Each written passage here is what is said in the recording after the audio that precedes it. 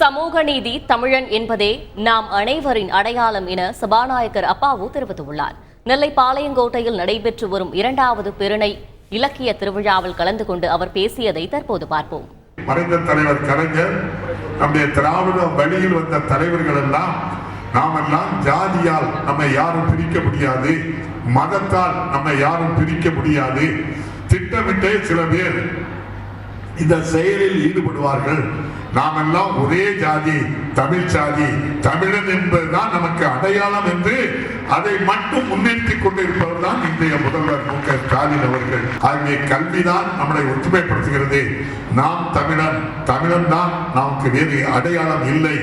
தமிழனுடைய அடையாளம் சமூக நீதி, ஜாதி இல்லை, மதம் இல்லை, இனம் இல்லை.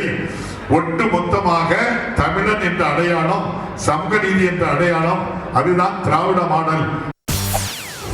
செய்திகளை உடனுக்குடன் தெரிந்து கொள்ள உடனே சப்ஸ்கிரைப் பண்ணுங்க.